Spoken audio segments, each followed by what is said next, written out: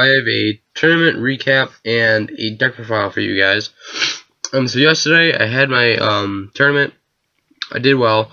I didn't do as well as I thought I would, but there's some total reasoning to it. I played 6 out of 8, and there was 3 Burning Abyss players, 2 Tellarknight players, and then like 2 or 3 rogue decks. And I had the matchup against 2 Burning Abyss and 1 Tellarknight. I almost beat 1 Burning Abyss. My first match was Burning Abyss. And then my second match was Burning Abyss. Okay, so my second match versus my Burning Abyss, I beat them. And then I played Tellarknights after that, and I lost to that. So I lost against Burning Abyss and Tellarknights and 1 rogue deck, which is Melodious. I got beat like by a deck that's not even tier 3. So it was ridiculous. They had like the whole lockdown, and it was so stupid. But yeah, that's about the recap. I got some really cool cards that I'll show you. Yeah, that I pulled out of like the packs we get, you know, when you pay and all that crap. So yeah, I'll go ahead and show you guys. So to start off with, of course, play the 3 Chaos. These will get you into Pleiades most of the time. And then you play 3 Pollux. Pollux is like your double summon of the deck. It allows you to get, like, when you have Cost and Pollux in your hand, you can Pollux into Cost and Cost into Pleiades. So it's really, really helpful. Next we play 3 Elgidi. I don't play Sombra in this deck, so Elgidi is out to another summon, so that's really helpful. And then I play 2 Bear. I play the Bear Tenki engine, so that way I can get like my costs and like even quicker. And then for the 1 odds, I play 1 Cyber Dragon, and then I play 1 Honest. Honest is at 2, but I feel like that Honest at 2 is like too cloggy. I've tested it and I didn't really like it, so I didn't play it. So that's it for the monster lineup. For spells, we play 3 Upstart Goblin. Upstart Goblin is by far one of my favorite spells of this entire format. It's really, really good when like you have like a really cloggy handful of spells and traps and you can't do anything other than like step 5 go. So I really enjoy playing Upstart. And I had 1 match yesterday where I started off one of my rounds and I went second. I drew 2 upstarts in my starting hand, and then it went to my turn. I did my draw phase. I drew another upstart. So I had 3 upstarts. I upstarted 3 times, and the guy I was doing was like, "What?" Like the luck. So yeah, it was pretty funny. Then we play, of course, 3 Tenki, so I can search out Bear and Cost, and then we play 3 Mystical Space Typhoon. Mystical Space Typhoon is really really good this format. Considering the fact that all these traps are like broken as shit, and they're really, really annoying. So Mystical Space Typhoon, in my opinion, is one of the most important spells that you're gonna need. And then I play 2 Rhoda. Rhoda is good because I can search out my Pollux whenever I need it. So, and then for the 1 else, play 1 Book of Moon. I tried picking up a secret rare yesterday, just didn't have the chance to actually trade with the guy, so that sucks. And then I played 1 Dimensional Fissure. I played Dimensional Fissure because I wanted to. I don't play Sombra, so I don't have to play off the grave, and I wanted to like try and be more anti-meta in this deck. So yeah, that's it for the spells.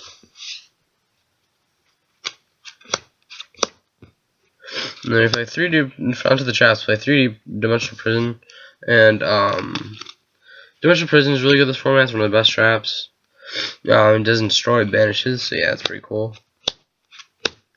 Play 3 7 Tools of Bandit because my broke boy don't have wiretap. This had a lot of play yesterday. And then for the new cards, I cut Sheraton out of the deck. You know, I went yesterday, and every time I played Sheraton and like tried searching, it just didn't even help because he would just get run over, and yeah, it was really, really annoying. So 2 Blackhorn Heavens Ultra Rare. I also picked these up yesterday from my Madolches when I started like making those. So plus it's just a really good card this format. So when they try and go into their big Exceed plays, I just say no when they can't do it. It's awesome.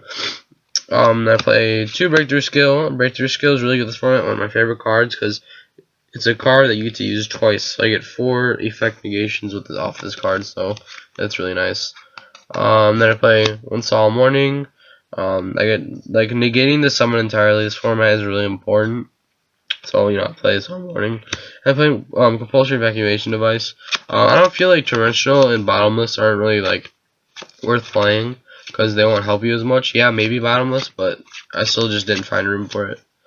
Then I play 1 Trap Stun, and like for whenever I'm going off, and then like 1 Macrocosmos.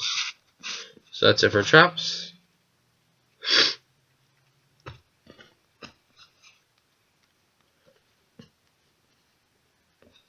Okay, on to extra deck. 2 Pleiades. Pleiades did, he did a lot of work yesterday. I played against Burning Abyss. It was really annoying to my Burning Abyss players, but they still got over it, unfortunately. But like the only reason I lost to Burning Abyss, like Constellars is a good matchup to it, but like Constellars just don't have enough speed to them to actually like keep up with Burning Abyss, so it's just difficult. And then I played 2 Vulcasaurus. I didn't actually get to play Vulcasaurus at all yesterday. Which is like sucks because I could have totally gone for game multiple times. I didn't really think about it. It wasn't really an option for most of the time. So yeah. And if I went Stroke Fortress again, didn't even go into him at all. So yeah. Then I play 2 Omega. I went to Omega twice. It really helped out when I needed to just go for points. But it's 2400, so it's difficult. It's difficult for me because couldn't get over Delteros, couldn't get over what's it called? Any other Shaddolls. I didn't see any Shaddolls though, but that was good. And then I couldn't get any over any of like the Burning Abyss. So yeah, that sucked. Praspy. Praspy's good just because you need to boost their attack. I never got the chance to actually get that out. So 1 Maystroke, 1 Cowboy, 1 Steel Storm Roach, 1 Thundersmart Dragon, and 1 Ragnazero. Ragnazero, it was like a last minute like switch out, and I put him into my extra deck like a few minutes before I actually went out to the tournament, and I'm glad I did because this put in a lot of work against the Burning Abyss players, because like they would use its effect, and I would have this in the field, and just pop their Dante as soon as it's they boost their attack, because you can use this any out of his turn, so it's really nice. I play 1 Heartland Draco. This also put in a lot of work. I would get like 4,000 points down and stuff, and it was like I kept poking and poking and poking. It was getting annoying to some players, but it really helped. I used this when I was playing against the Melodious, because like I couldn't do anything against them really, and so like I had to use this because I couldn't attack it because I wouldn't do anything to that monster. So, and then I pulled this yesterday. So as soon as I pulled it before the tournament, I put it in. It is a misprinted Dark Rebellion XE Dragon Ultimate Rare. It is like the most expensive thing that I pulled out of New Challengers. It was so cool.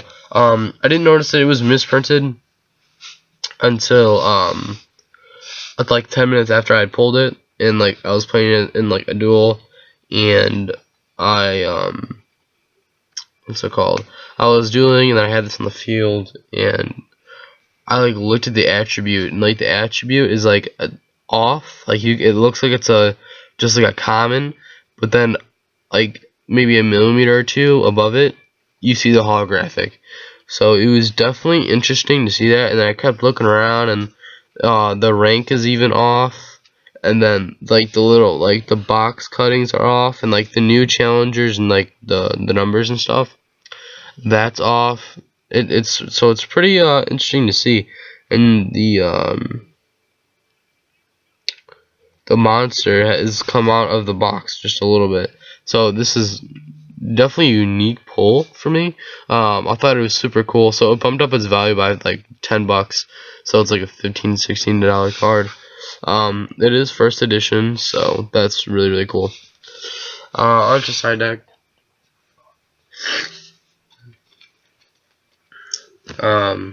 Side deck, it helped us. It really helped when I was like doing so.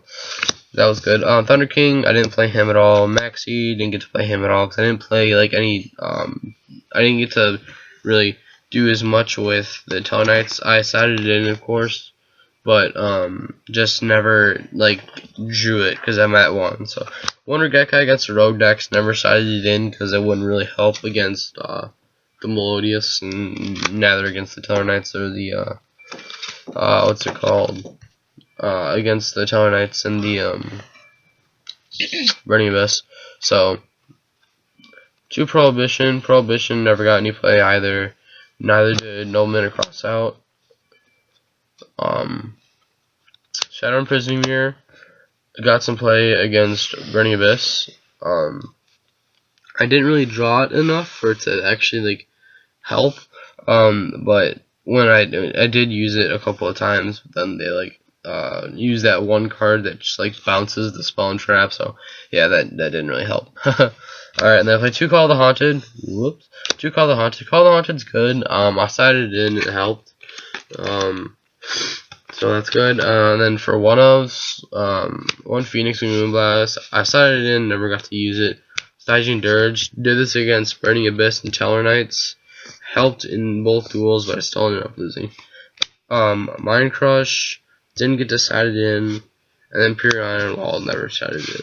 So yeah, overall, I did pretty decent in the tournament considering the fact that it was all tier 1 meta, and except for a couple road decks. So yeah, it was a little interesting playing.